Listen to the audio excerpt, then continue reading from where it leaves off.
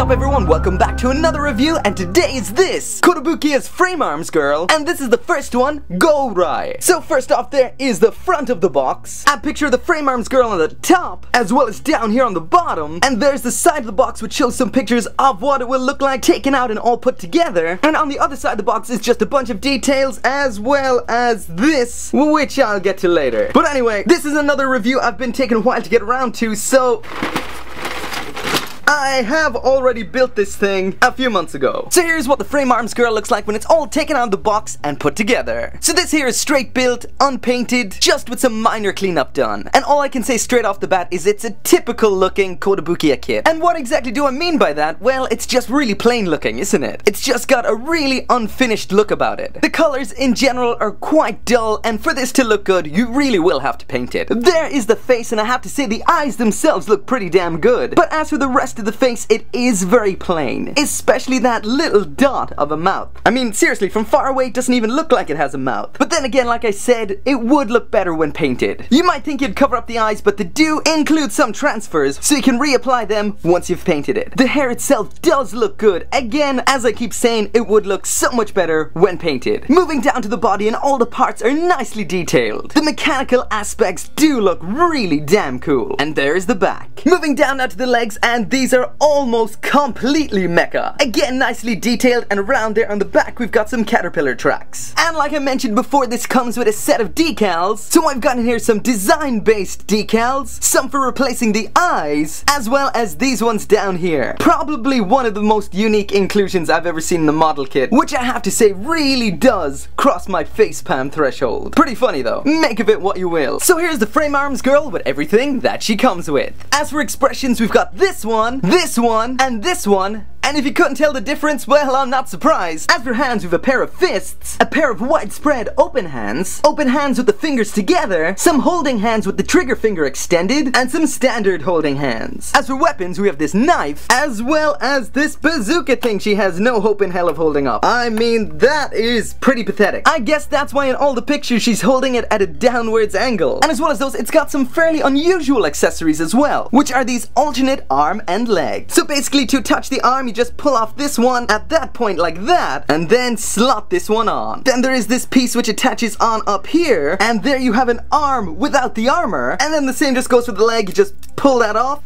and attach on the other one. And there's the leg without the armor. And finally, then there's this part that connects between her hand and her leg, which I'm guessing is meant to be some kind of armored stocking or sock type thing. And there it is on the box, but I'm still not any clearer on what it's meant to be. Again, I'm guessing it's some kind of armor sock. And that brings me to my final point. This is a Kotobukiya kit through and through. And by that I mean it just keeps falling apart. Like, it's very loose, it just falls to pieces. You're really not going to get a lot of joy posing this thing unless you glue all the parts that aren't meant to move, but even then it falls apart at the joints. If you're really into model kits and are going to put the time into it, I'd say go for it. If you're like me and you just straight build your kits, then it's definitely one to avoid. Without the extra effort, it just keeps falling apart and would definitely look really underwhelming beside other figures unless you paint it. But seriously, just trying to do anything with this, you're wasting your time. So anyway, that is it for the review. Thanks for watching, and make sure to come back for more model kit and anime figure reviews. See you next time.